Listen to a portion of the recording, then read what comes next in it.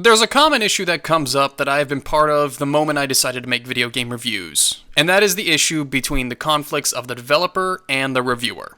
I've wanted to talk about this ever since I heard the interview between Jim Sterling and Digital Homicide, and I initially wanted to write a breakdown of the discussion and go into detail on where Digital Homicide completely loses, but it's no longer relevant and there is a bigger issue at work here. First, let's establish what it is reviewers are there to do. Guide the consumer to make or not make a purchase. The easiest way to think of reviewers is as a state alchemist from Fullmetal Alchemist in the sense of the motto, "Be thou for the people." Reviewers are there to use their voice and opinion to influence people to buy a particular game or avoid it. And that's the big issue, isn't it? Because that's where the other half of this Fullmetal Alchemist analogy comes in. State alchemists are dogs of the military, and reviewers are dogs to their audience. In order to maintain viewers and patronship that becomes their very livelihood, most reviewers have some sort of hook to draw people in. Zero Punctuation's Yahtzee is a fantastic example. The character he portrays is a rude, offensive, trolly, yet oddly suave and charismatic individual. The guy writes several clever little jabs at games and the industry as a whole. However, if you listen to his Let's Drown Out series he puts out on YouTube, it's a very different person on the mic. But it's that crass, offensive, quick-witted caricature that gets his views. And it's these types of characters that can unfortunately bring out the worst in some developers. Going back to Jim vs. Digital Homicide, the story goes after the release of a game called The Slaughtering Grounds, Digital Homicide lashed out with childish rage at Jim Sterling's channel in a number of ways, culminating in a copyright infringement notice against the video in question. There was eventually an interview that can be heard on Jim Sterling's podcast, and I highly recommend listening to it.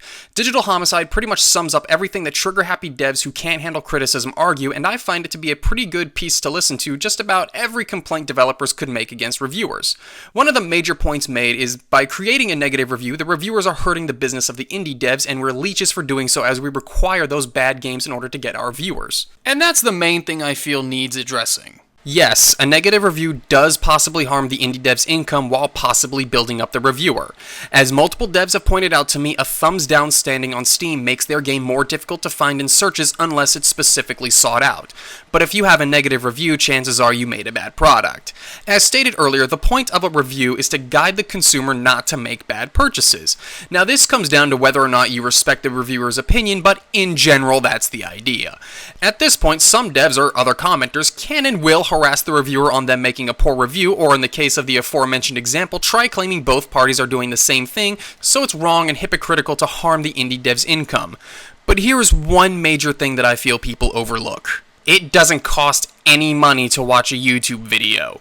Keeping with the reference, I've watched, I would say, all of Jim Sterling's videos, listened to the podcast, and read his reviews, and it hasn't cost me anything but my time. Sure, there's a Patreon, but I don't have to donate to it in order to experience his content. Jim Sterling, Your Movie Sucks, I Hate Everything, Extra Credits, and myself, along with all other content creators on YouTube, put their work out there for free of charge. Donating is just something to show appreciation and love of the product. That isn't the case with games. Games require a sale in order to be experienced. Well, except for free-to-plays and anything you pirate, I guess. But for the most part, you have to pay to experience the content.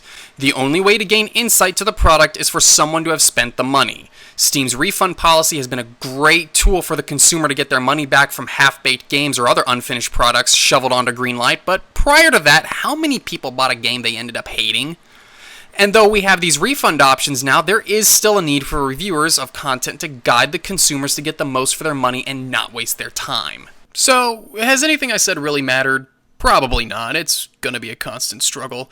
It's something that comes with the territory and it isn't going anywhere. I'm not trying to oversympathize with the reviewer side, as we're people too, and there are just as many trolly individuals who will go and downvote games out of spite and don't go to help things. Really, as with everything else, it's a few bad apples causing the problems from both sides. Oh well, thanks for listening to this rant at least. See you next video.